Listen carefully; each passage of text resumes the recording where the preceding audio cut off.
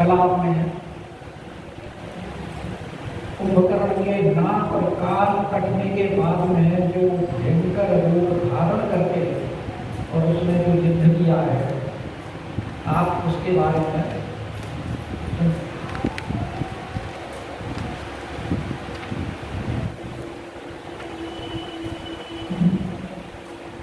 तो कुंभकर्ण इतने क्रोध में है, आकार तो उसका विशाल है ही, भूधराकार शरीर, भूधर माने पर्वत, और पर्वत की कितनी ऊंचाई होती है उस जैसा उसका आकार, और उसके कट गए नाक और कान,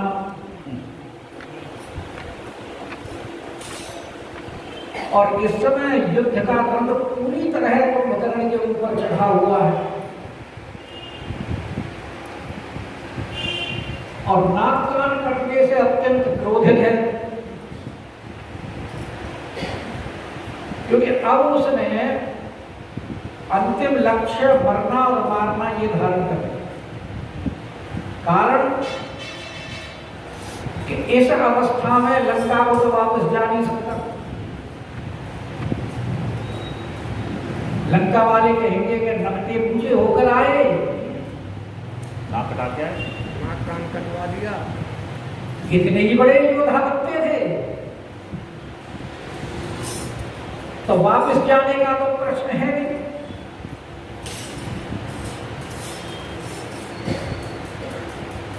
इसलिए वो अपने शरीर का मोह त्याग करके और युद्ध के लिए उतर चुका,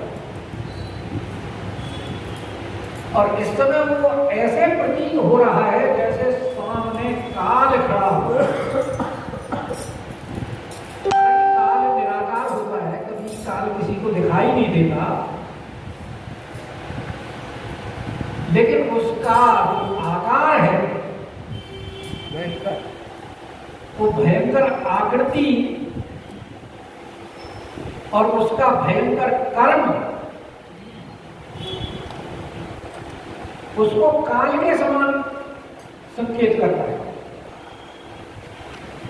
क्योंकि कर क्या रहा है उस समय कि कोटि कोटि कपि धरि धरि भाई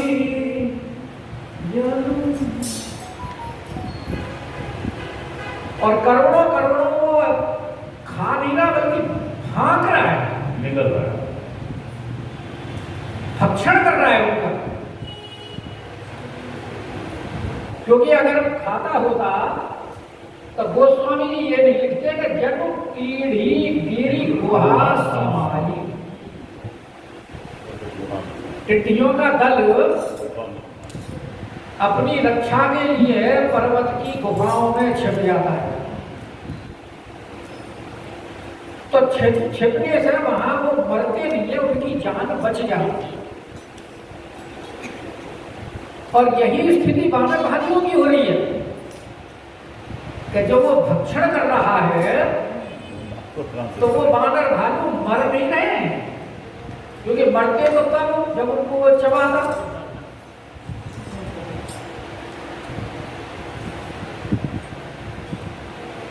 तो जैसे टिड्डी दल सुरक्षित रहता है, उपमा जो टिड्डी दल की दी है वो इसीलिए दी है कि वो मरती नहीं है, वहां बच जाती है। इसी प्रकार इनकी है। और अगली चौपाई में लिखते हैं कि कोठिन गही शरीर सन मरदा और कोठिन बीज बिलब बिलब मही। तो ऐसा क्यों कर रहा है कुंभकर्ण? करोड़ों को शरीर के साथ मिल रहा है, करोड़ों को मिट्टी में मही करता, क्योंकि हनुमान जी के साथ फिर उसका दूसरा साक्षात्कार होने वाला था। और हनुमान जी ने वहां अशोक वाटिका में क्या किया है? कछु मारे सी कछु मर देसी अरे कछु मिले सी धरी दूर। तो वह हनुमान जी के लिए संकेत है जो कि हनुमान जी तुम ही नहीं कर सकते ऐसा, मैं तुमसे ज्यादा कर सकता हूँ। तुमने किया वो मैं भी कर रहा हूँ। घूसा मार के अपनी बल की ताकत पहले दिखा दी हनुमान जी को, और अब यहाँ फिर उसे बता रहे हैं कि तुमने तो कुछ मारे और कुछ मरते थे, और यहाँ कोटिन कई शरीर तन कितनी संख्या करोड़ों। और कोटिन नीच मिलाव मई नरना। तो जो बेचारे रगड़े गए और वो तो गए, लेकिन जिनका भक्षण किया था वो निकल गए वापस। वो तो मुखनासा श्रवणन के बाटा निसरी बराई भालू कभी प्राणा। निकल निकल करके भाग गए जैसे टुकड़ा में से टिड्डियां निकला, क्योंकि कुंभकर्ण ने सोचा कि अभी तो ज्यादा से ज्यादा पेट में भरूं, और बाद में जैसे भूसा खाकर गाय भैंस बाद में जुगाली करती है,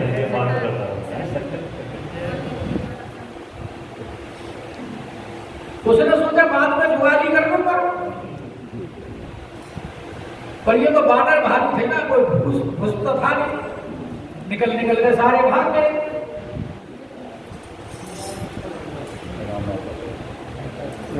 और इतने भयभीत हो गए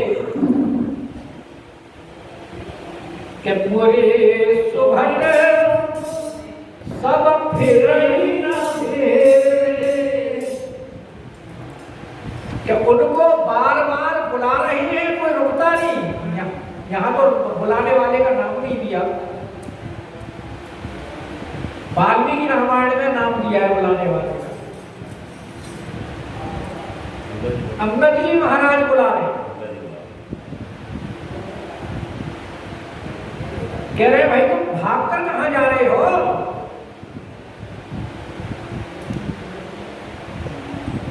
राजा सुग्रीव के हाथों से बच पाओगे क्या?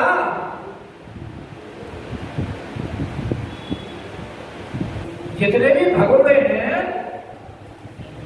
सब आ जाओ, सबकी खबर रख लेगा वो। अब फिर वीर की शोभा तो युद्ध में है, और तुम भाग करके जाओगे कहां? भाई ज्यादा से ज्यादा घर जाओगे, और घर जाओगे तो वहां घर में घर वालों के सामने कितनी तुम्हारी इज्जत होगी? कैसे तो दिखाओगे?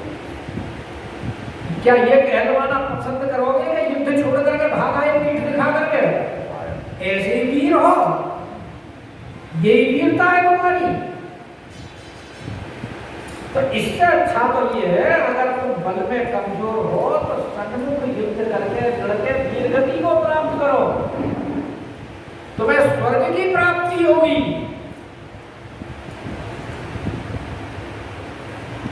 और अगर जीत गए तो वीर कहलाओगे, संसार में प्रसिद्धि होगी। जैसे गीता के दूसरे अध्याय में भगवान कृष्ण ने अर्जुन को कहा कि अब तुझे ये कायरता की बातें सुझाई दे रही है। जो आज तुझे वीर मानते हैं वो तेरे को लांछित करेंगे, तिरस्कार करेंगे तेरा। भगवान कृष्ण ने यही कहा ना अर्जुन से, ऐसे ही अंगद जी यहां समझा रहे हैं।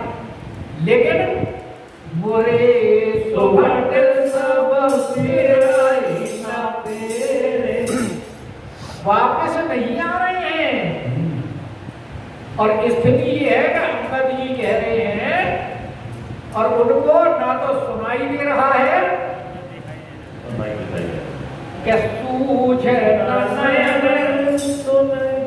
आंखों से दिखाई नहीं दे रहा, क्योंकि और कानों से सुनाई नहीं दे रहा, क्योंकि इतना वहां खून खराबा हुआ है, उससे उनके कान और नेत्र सारे मांस मज्जा इत्यादि से भर गए।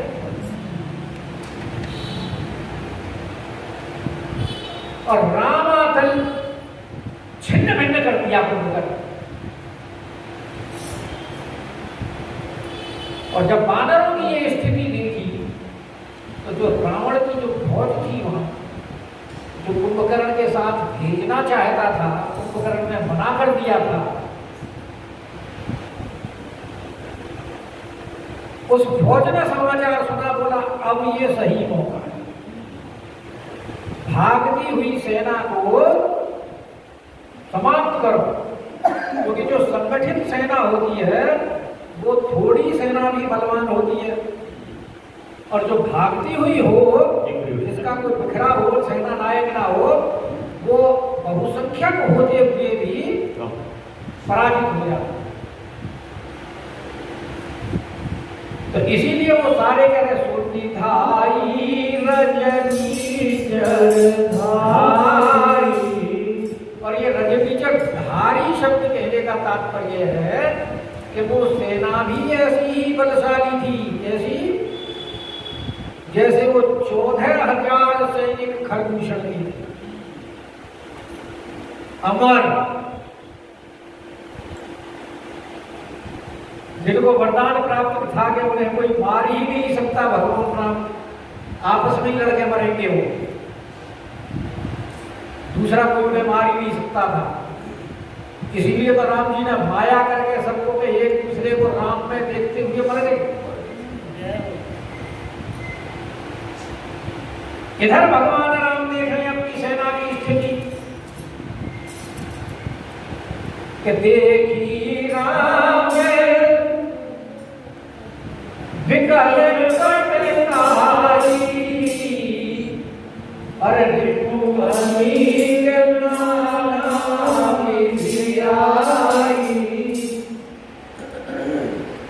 राम जी देख रहे हैं कि हमारी सेना भाग रही है और शत्रु की सेना उसको दबाने के लिए भागी चली आ रही है। तो भगवान अपने भक्तों का रक्षण सदैव करते ही करते हैं।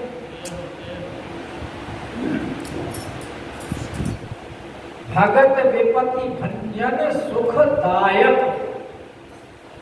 भगवान कौन है? राजीव नयन धरे धनुषायक,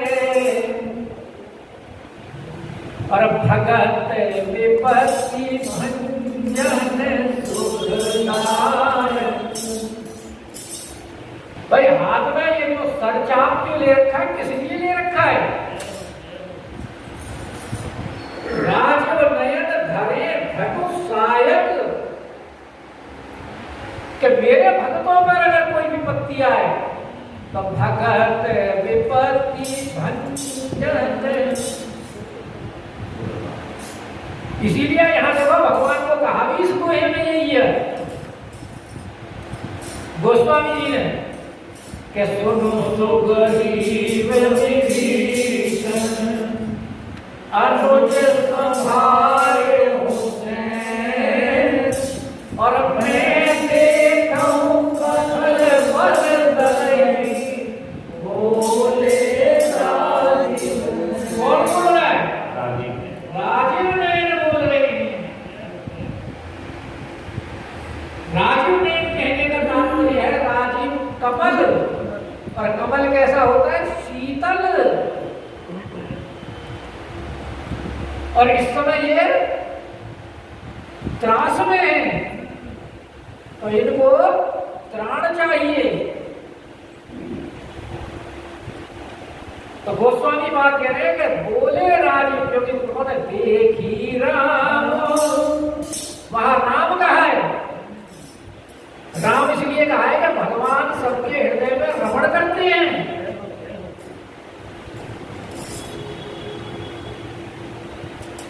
योगियों के, मुनियों गोपियों के हृदय में रमण करने से उनका नाम है राम।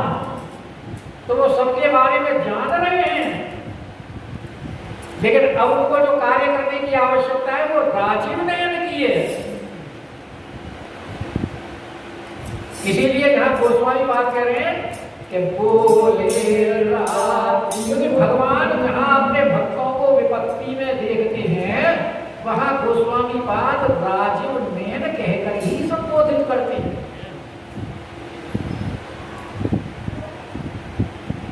आप अहिल्या के प्रसंग में देख लीजिए, अहिल्या के में बालकांड का 211 नंबर दोहा निकाल के देखो, क्या कह रही है अहिल्या। वहां वो भी तो विपत्ति में है ना।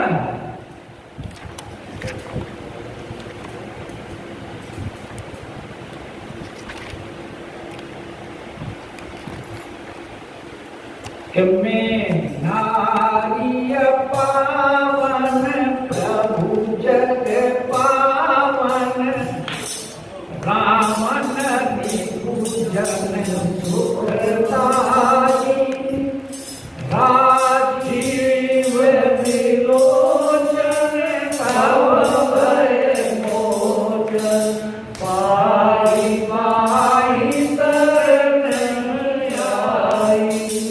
क्या कहती है अहिल्या? राजीव विलोचन कि मैं कौन हूं? मैं नारी पावन।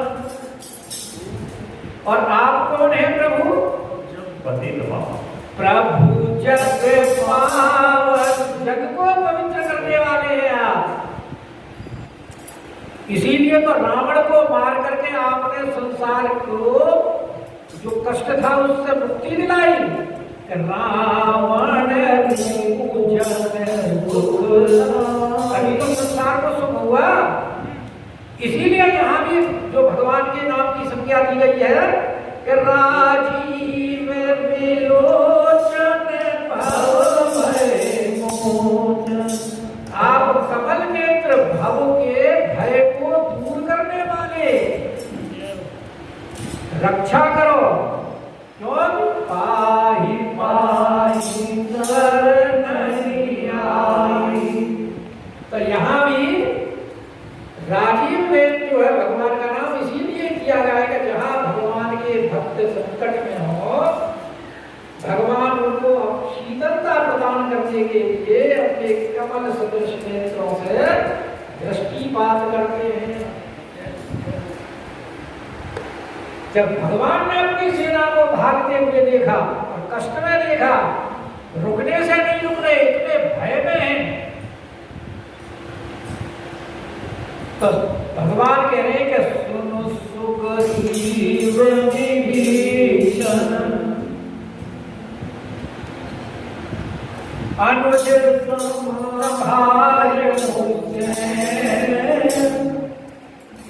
भगवान किससे कह रहे हैं? सुग्रीव से कह रहे हैं, विभीषण से कह रहे हैं और लखनलाल जी से कि तुम सेना को संभालो, क्योंकि इस समय सेना बहुत कष्ट में है।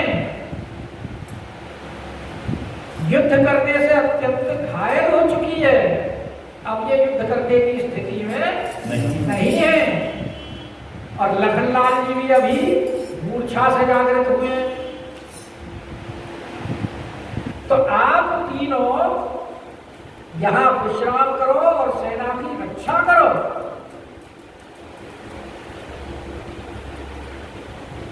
और क्यों? कि मेरा अवतार ही रावण और कुंभकर्ण के मारने के लिए हुआ है, और तो कोई इनको मार नहीं सकता। तो अब मेरा जो कार्य है मैं अपना प्रारंभ करता हूं कि मैं देखाऊं। क्या कह रहे हैं भगवान? मैं देखो खल बल दलई, इस दुष्ट को भी देखो, दुष्ट के बल को भी देखो और इसके बल को भी देखो कि मैं देखाऊं खलबल तलई बोले राजीव ने। अच्छा, भगवान ने ये क्यों कहा, ये क्यों नहीं कहा कि मैं मार हूं? भगवान क्या कह रहे हैं? मैं क्यों? कुंभकर्ण क्या कह के चलाए वहां रावण से? क्यों जी? रावण से कह रहा है कि श्याम गात सरसी लोचन, अरे देखो जाई तापत्रय मोचन। कुंभकर्ण की इच्छा भी भगवान को इसी प्रकार देखने की है। भगवान का रूप देखना चाहता है वो। श्याम गात, और भगवान के कमल नेत्रों को सरसी लोचन, क्योंकि भगवान का ये स्वरूप कैसा है? तापत्रय मोचन। जो आप दोहा पढ़ते हैं उस दोहे के 10 दोहे पीछे अगर देख लो आपको सारे अर्थ मिल जाएंगे। ये रामचरितमानस की विशेषता है। तो हमारे वहाँ दफ्तर में कथाक्रम में आते थे विद्वान लोग काशी वगैरह से, तो ये कहा करते थे कि अगर आपको दोहे में कहीं कोई समझ में नहीं आ रही है तो पीछे के 10 दोहे ले जाओ।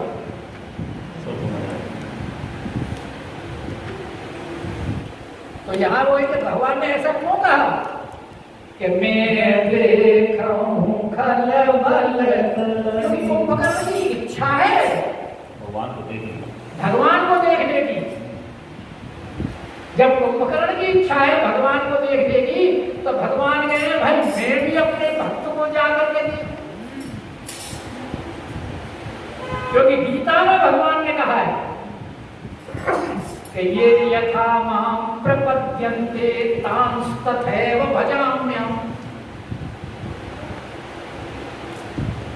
मेरा जो जिस प्रकार से भजन करता है मैं भी उसको उसी प्रकार से। तो कुंभकर्ण की इच्छा क्या है कि देखो जाई तापत्रय मोचन। सही शब्द हुआ लास्ट। तो यहाँ भी भगवान कह रहे हैं कि मैं देखूं खलबल तलई, अरे बोले राजीव ने, क्योंकि उसके ताप को मैंने शांत करना है।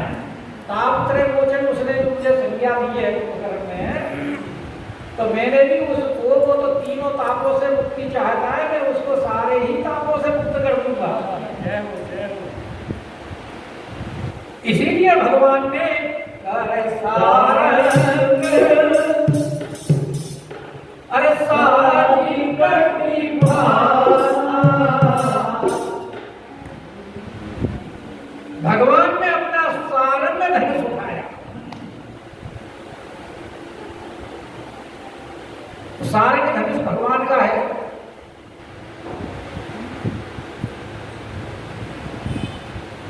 और शंकर भगवान का कौन सा धनुष है? पिनाक।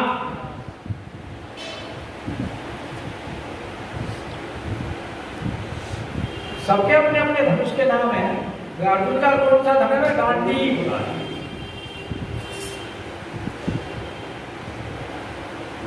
तो भगवान का जो सारंग धनुष है, इसको भगवान ने उठाया कि सारंग,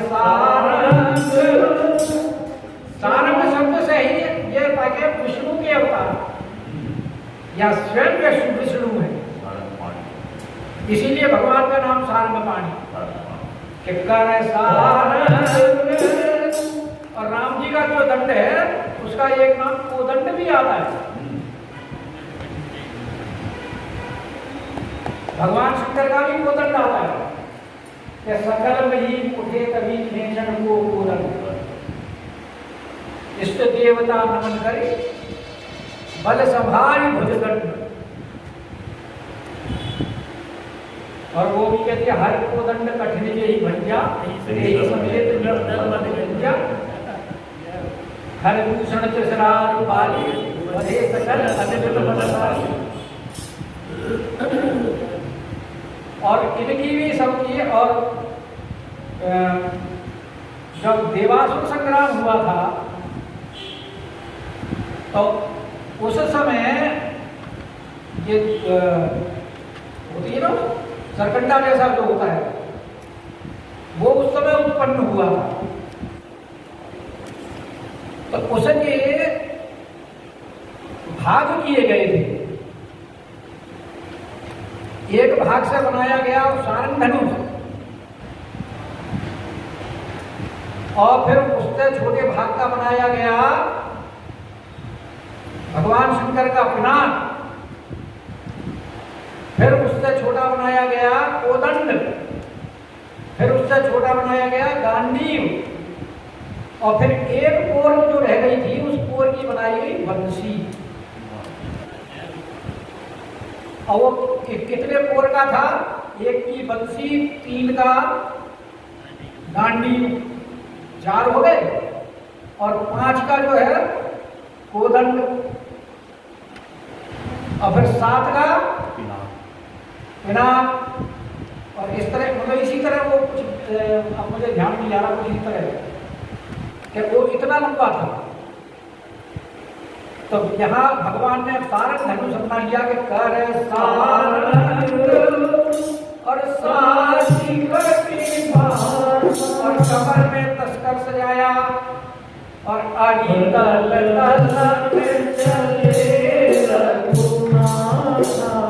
अब भगवान शत्रु के दल को दलने के लिए क्योंकि भगवान ने कहा है ना दोहे में कि मैं देखूं खल बल दल। तो भगवान जो वहां कहकर के चले हैं तो वो कार्य तो करना ही है। इसलिए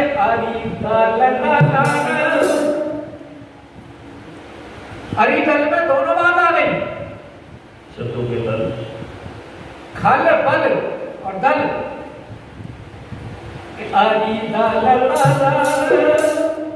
चले तो सबसे पहले भगवान ने क्या किया कि प्रथम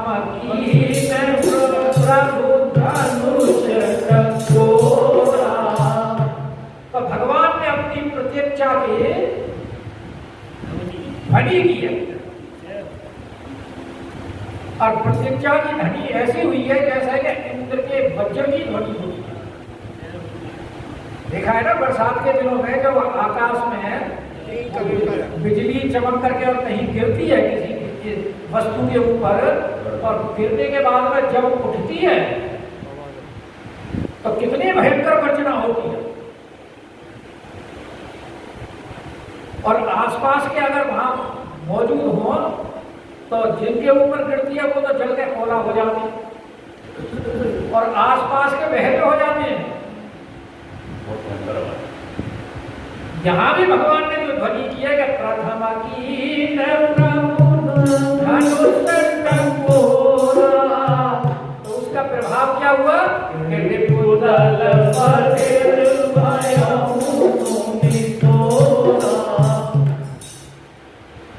शत्रुओं का जो दल था बहरा हो गया। जैसे खरदूषण की जब सेना आई थी तो भगवान ने वहां भी यही किया है। अरण्यकांड में देखोगे तो सत्य संग तुम्हारे सरलज्जा। तो भगवान ने उस समय अपनी प्रत्यक्षा के धनुष के ऊपर बाण निकाल करके जो चढ़ाया है तो यहाँ कहते हैं कि सत्य संत भगवान ने 1,00,000 बाण छोड़े सर लक्षा।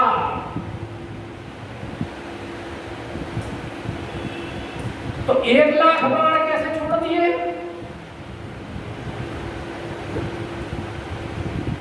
ऐसा कहा गया है कि भगवान जब तरकस से बाण निकालते हैं तो वो एक होता है हाथ में आते ही वो 10 हो जाते हैं और समान अनुसंधान के करते समय वो अनेक होते हैं। 1000 हो जाते हैं और जब प्रतिज्ञा में चढ़ाते हैं तो लाख हो जाते हैं और जब छोड़ते हैं तो वो करोड़ हो जाते हैं और जब वहां लक्ष्य को वेधते हैं तो अरबों खरबों हो जाते हैं। ऐसा भगवान के बाण का प्रभाव होता है क्या कहते हैं? क्योंकि भगवान तो सत्य सत्य है ना कि सत्य सत्य छाड़े सरलजा और काल सत्य जनु चले सबचा। तो वो बाण किस गति से गए हैं? जैसे काल सर्प पंख युक्त काल सर्प जा रहे हैं। हालांकि सर्पों के पंख नहीं होते लेकिन उनकी तेजी इतनी है और वो लक्ष्य को भेदने वाले हैं इसलिए काल सदृश है वो कि काल सर्प ऐसे जाने क्योंकि जो भगवान ने छोड़े हैं वो नाराज छोड़े। नाराज में 5 पंख हुए।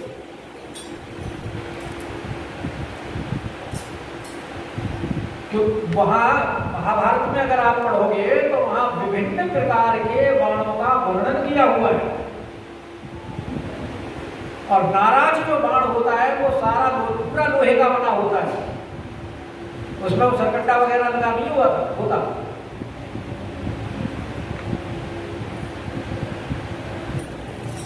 तो वो नाराज जो छोड़े हैं उन्हें 5 पंख लगे होते हैं।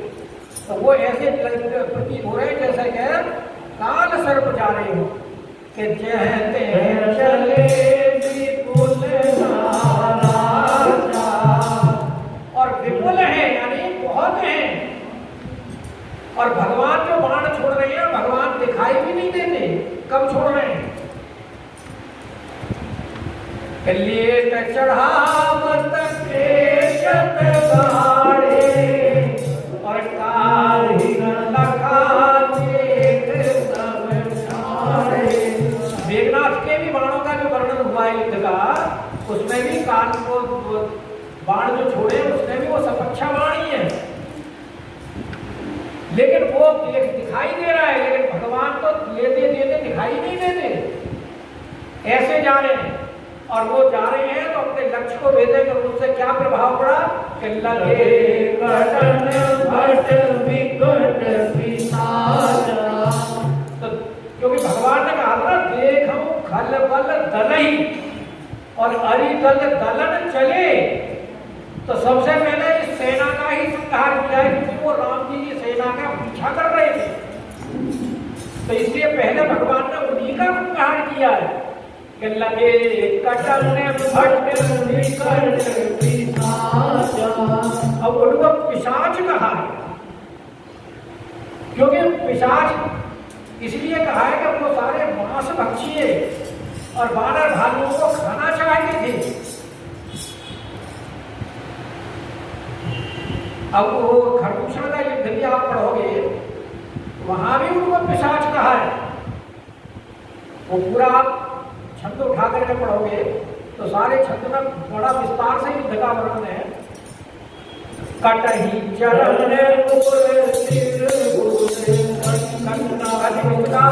का दोनों का मिलान करके बताएंगे फिर अच्छी समझ में आएगी आज को समय का।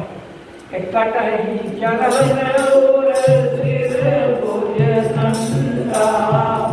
बहुत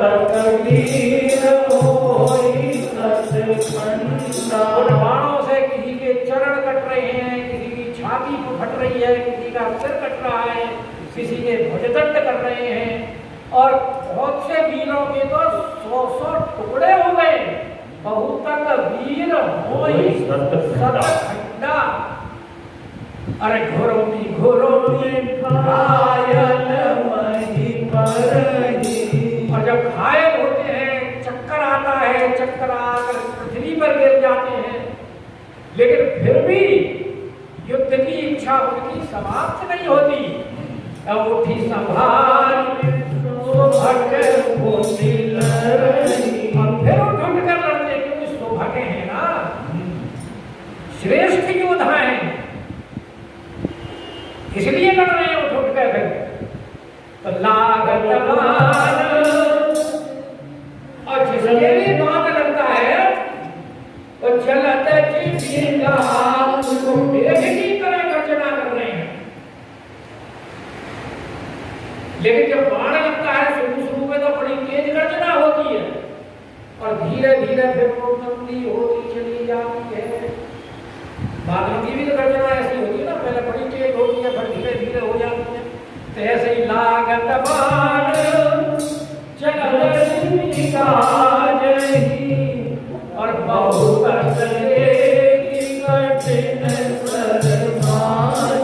और बहुत से तो उन बाणों की वर्षा को देख करके और भाग लिए। और रुंड प्रचंड वहां युद्ध स्थल में ऐसी स्थिति हो गई है कि वहां हजारों लाखों की स्थिति योद्धा बिना सिर के उनके धड़ ही दौड़ते चले जा रहे हैं। रुंड प्रचंड मुंड विनुधावा, और आवाज क्या, यानी धड़ तो दौड़ रहे हैं और सिर जो है वो वायु में उड़ रहे हैं बाणों के साथ, और आवाज क्या निकल रही है कि